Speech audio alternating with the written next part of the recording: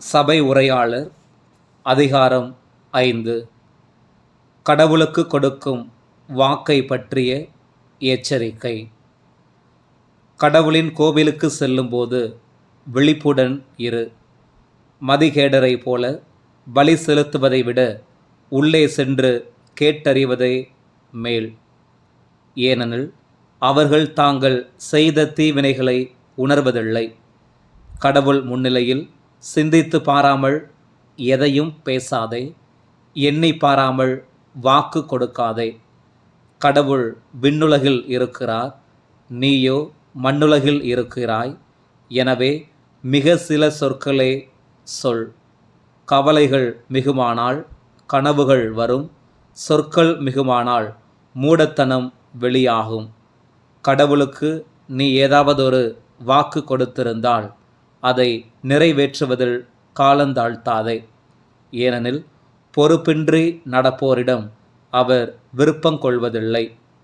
என்ன வாக்கு கொடுத்தாயோ அதை தவறாமல் நிறைவேற்று. கொடுத்த வாக்கை நிறைவேற்றாமல் போவதை விட வாக்கு கொடாமல் இருப்பதே மேல். வாய் தவறி பேசி பழிக்கு ஆளாகாதபடி பார்த்துக்கொள். தவறுதலாய் செய்துவிட்டேன் என்று வானதூதரிடம் சொல்லும்படி நடந்து கொள்ளாதே.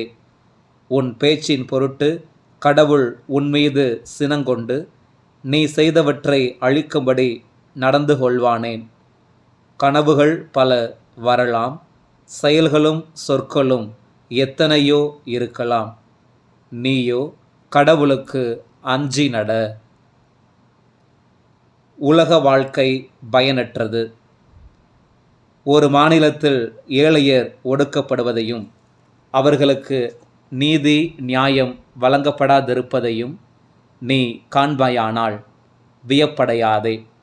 ஏனெனில் அலுவலர்களை கண்காணிக்க அதிகாரிகள் உள்ளார்கள், அவர்களுக்கும் மேலாக உயர் அதிகாரிகள் உள்ளார்கள். பொதுநலம், நாட்டு தொண்டு என்ற சொற்களும் உன் காதில் விழும். பண ஆசை உள்ளவருக்கு எவ்வளவு பணம் இருந்தாலும் ஆவல் தீராது. செல்வத்தின் மேல் மிகுந்த ஆசை வைப்பவர் அதனால் பயனடையார். இதுவும் வீணே. சொத்து பெருகினால் அதை சுரண்டி தின்போரின் எண்ணிக்கையும் பெருகும். செல்வர்களுக்கு தங்கள் சொத்தை கண்ணால் பார்த்து கொண்டிருப்பதை தவிர வேறு என்ன பயன் உண்டு? வேலை செய்கிறவரிடம் போதுமான சாப்பாடு இருக்கலாம், இல்லாமலும் இருக்கலாம். ஆனால் அவருக்கு நல்ல தூக்கமாவது இருக்கும். செல்வரது செல்வ பெருக்கே அவரை தூங்க விடாது. உலகில் ஒரு பெருந்தீங்கை நான் கண்டேன். ஒருவர் சேமிக்கும் செல்வம் அவருக்கு துன்பத்தையே விளைவிக்கும். ஒருவர் ஒரு நட்டம் தரும் தொழிலில் ஈடுபட்டு தம் செல்வத்தை இழக்கிறார். அவருக்கு ஒரு பிள்ளை உள்ளது, ஆனால் அப்பிள்ளைக்கு கொடுப்பதற்கு ஒன்றுமில்லை.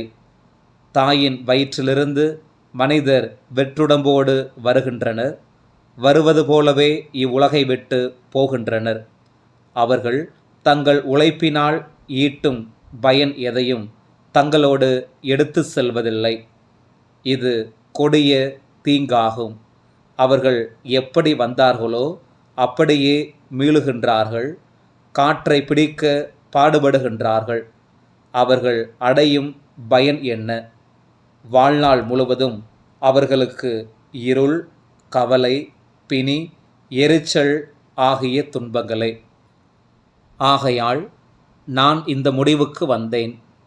தமக்கு கடவுள் வரையறுத்திருக்கும் குறுகிய வாழ்நாளில் மனிதர் உண்டு குடித்து உலகில் தம் உழைப்பின் பயனை துய்ப்பதே நலம், அதுவே தகுந்ததுமாகும்.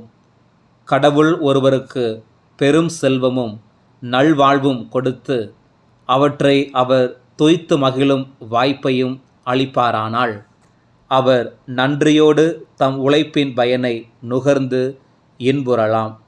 அது அவருக்கு கடவுள் அருளும் நன்கொடையாகும். தம் வாழ்நாள் குறுகியதாய் இருப்பதை பற்றி அவர் கவலைப்பட மாட்டார். ஏனெனில் கடவுள் அவர் உள்ளத்தை மகிழ்ச்சியோடு இருக்க செய்கிறார். சபை உரையாளர் அதிகாரம் 6. உலகில் மனிதரை கவலையில் ஆழ்த்திக் கொண்டிருக்கும் ஒரு தீங்கை கண்டேன். கடவுள் ஒருவருக்கு செல்வத்தையும் நல்வாழ்வையும் மேன்மையையும் கொடுக்கிறார். ஆம், அவர் விரும்புவதெல்லாம் அவருக்கு கிடைக்கின்றன. ஆனால் அவற்றை தூய்க்கவோ கடவுள் அவருக்கு வாய்ப்பு அளிப்பதில்லை. அடுத்தவர் ஒருவர் அவற்றை தூய்த்து மகிழ்கிறார். இங்கே பயனின்மையும் கடுந்துயரமும் காணப்படுகின்றன. ஒருவருக்கு 100 பிள்ளைகள் இருக்கலாம். அவர் நீண்ட ஆயுளுடனும் வாழலாம்.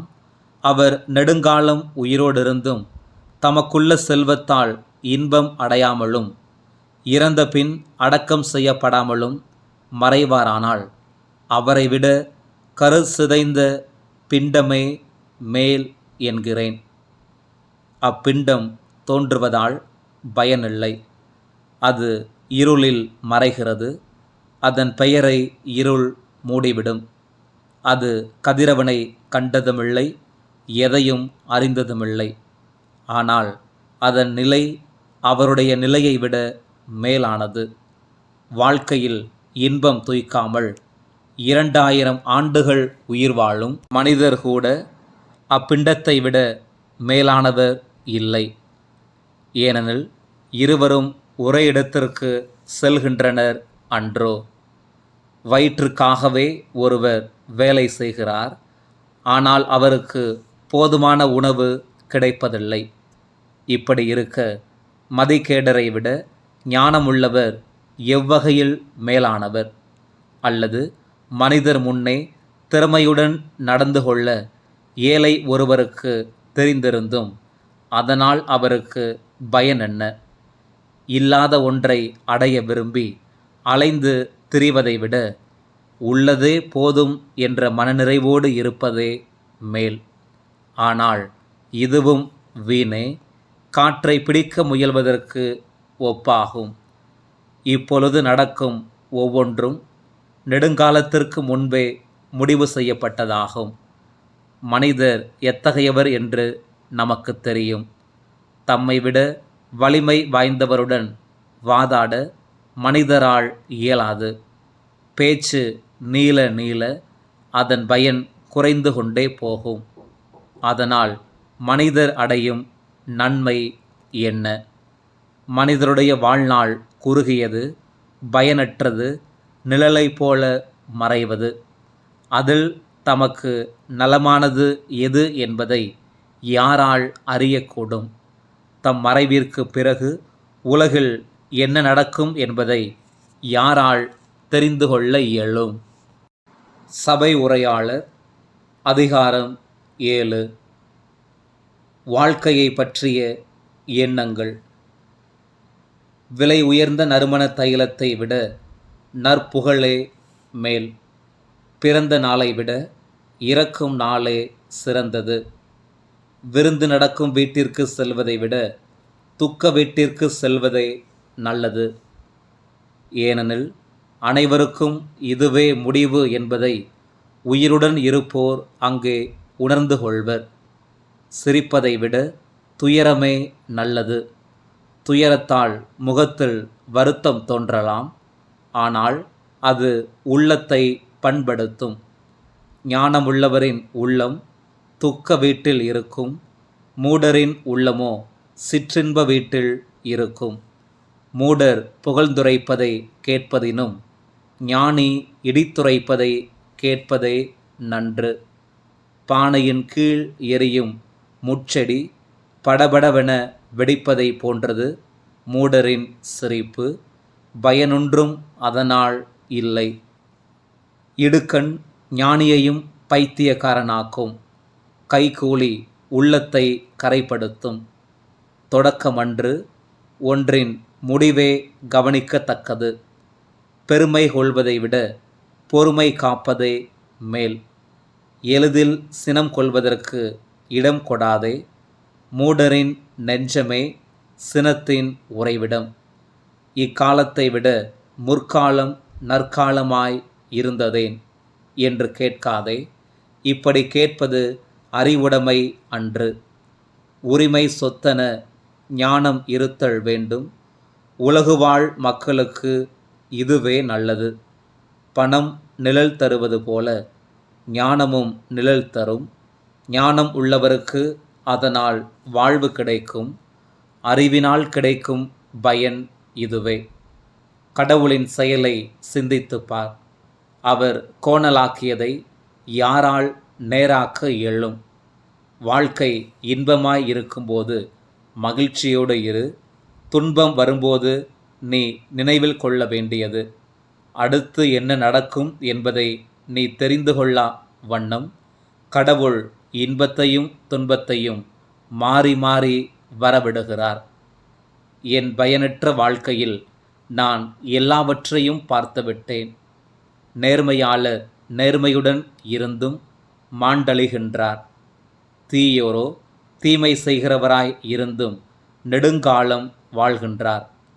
நீதியுடன் நடப்பதிலும் ஞானத்தை பெறுவதிலும் வெறி கொள்ள வேண்டாம். அந்த வெறியால் உன்னையே அழித்து கொள்வானேன். தீமை செய்வதிலும் மூடனாய் இருப்பதிலும் வெறி கொள்ள வேண்டாம். காலம் வருமுன் நீ ஏன் சாக வேண்டும்? ஒன்றை பற்றி கொண்டிருக்கும்போது அதற்கு மாறானதை கைவிட்டு விடாதே. நீ கடவுளுக்கு அஞ்சி நடப்பாயானால் அனைத்திலும் வெற்றி பெறுவாய். ஒரு நகருக்கு 10 ஆட்சியாளர் தரும் வலிமையை விட ஞானமுள்ளவருக்கு ஞானம் மிகுதியான வலிமை தரும். குற்றமே செய்யாமல் நல்லதையே செய்யும் நேர்மையாளர் உலகில் இல்லை. பிறர் கூறுவதையெல்லாம் காது கொடுத்து கேட்காதே. அவ்வாறு செய்தால் உன் வேலைக்காரர் உன்னை இகழ்வதையும் நீ கேட்க நேரிடும். நீ எத்தனை முறை பிறரை இகழ்ந்தாய் என்பது உனக்கே நன்றாய் தெரியும். இவற்றையெல்லாம் என் ஞானத்தால் சீர்தூக்கி பார்த்தேன். நான் ஞானியாகி விடுவேன் என்று நினைத்தேன். ஆனால் என்னால் இயலாமற் போயிற்று. ஞானம் நெடுந்தொலைவில் உள்ளது, மிக மிக ஆழமானது. அதை யாரால் கண்டுபிடிக்க முடியும்? நான் ஆராய்ச்சியில் ஈடுபட்டேன். ஞானத்தையும் காரண காரியத்தையும் பற்றிய விவரத்தை ஆராய்ந்து காண்பதில் சிந்தனையை செலுத்தினேன். கொடியவராயிருத்தல் மூடத்தனம் என்பதையும், மதிகேடரை போல் செயல்புரிதல் அறிவுகட்ட நடத்தை என்பதையும் தெரிந்து கொண்டேன். சாவை விட கசப்பான ஒன்றை கண்டேன். அதுதான் பெண். பெண் உனக்கு காட்டும் அன்பு ஒரு கண்ணியை போல் அல்லது ஒரு வலையை போல் உன்னை சிக்க வைக்கும், உன்னை சுற்றி பிடிக்கும். பெண்ணின் கைகள் சங்கிலியை போல உன்னை இருக்கும். கடவுளுக்கு உகந்தோரே பெண்ணிடமிருந்து தப்புவர்.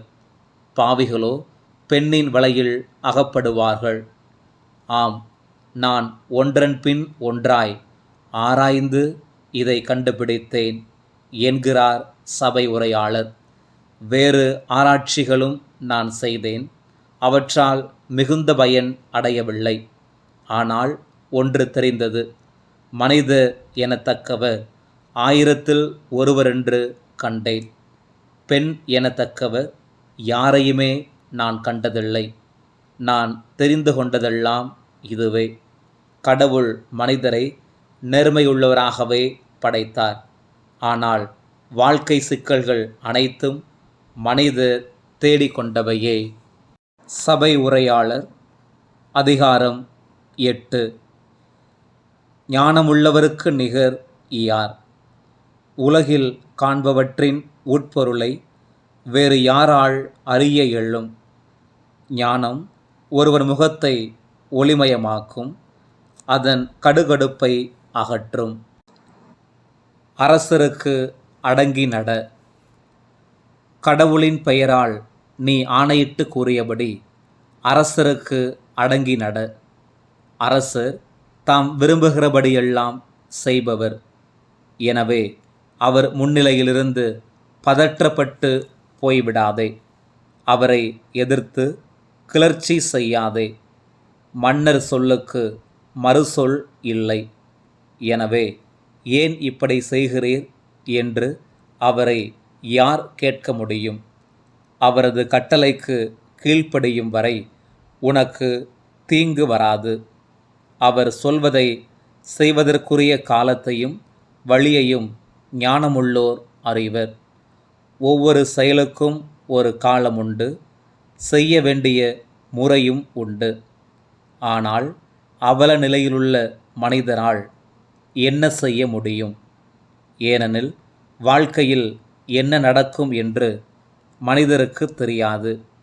அது எப்படி நடக்கும் என்று அவர்களுக்கு சொல்வாரும் இல்லை.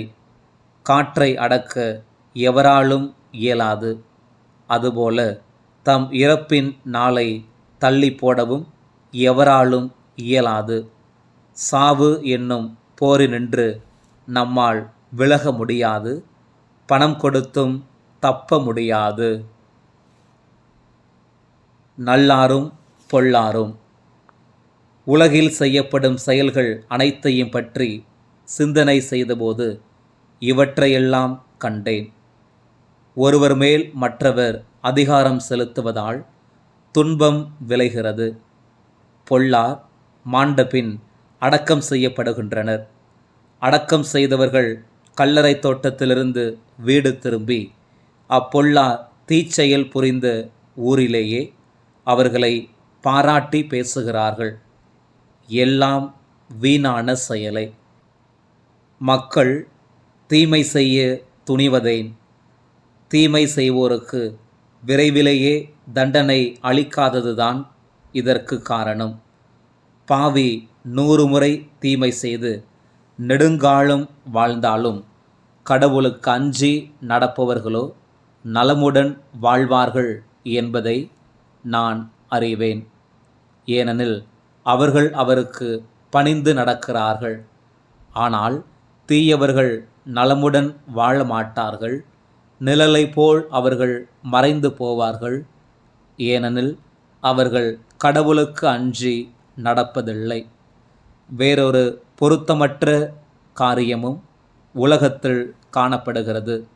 சில வேளைகளில் பொல்லாருக்குரிய தண்டனை நல்லாருக்கு கிடைக்கிறது.